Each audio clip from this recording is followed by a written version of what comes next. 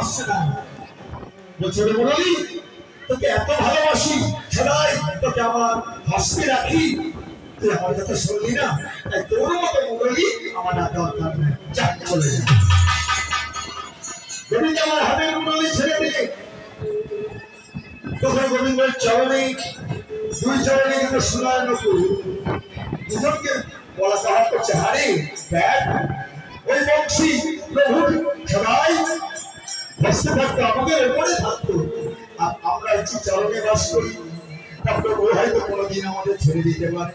তা প্রভু বলার আগে না আমরা একটু বেজে উঠি, তাই এই নকুলটি তো রুনো ঝুনো রুনো ঝুনো রুনো ঝুনো রাবে রাবে রাবে রাবে রাবে রাবে রাবে রাবে রাবে রাবে রাবে রাবে রাবে।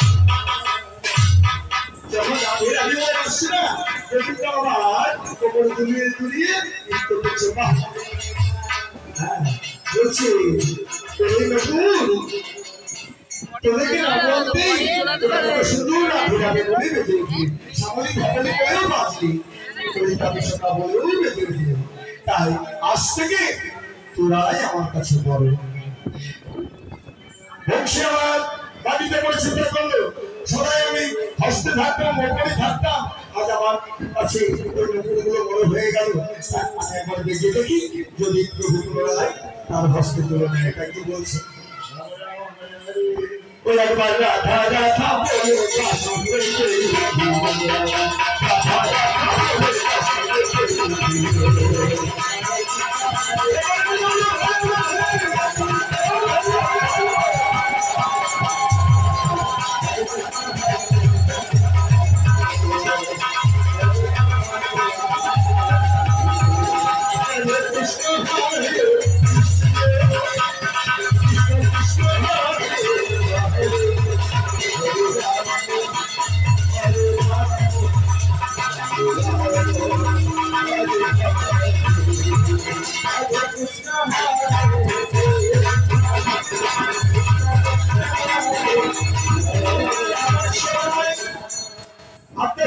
মহামায়া মা যোগমায়া দুর্গা কি বললেন?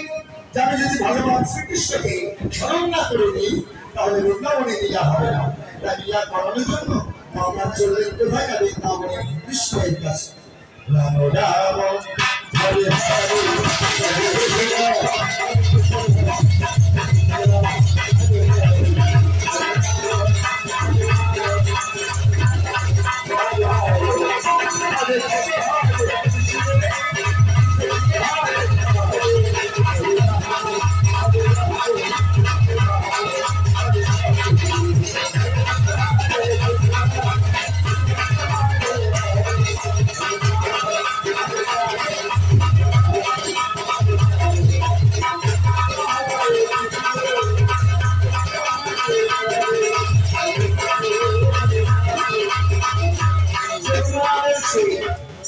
কৃষ্ণ তুমি এখানে নৃত্য করছো আর তোমাকে ভালো লাগে।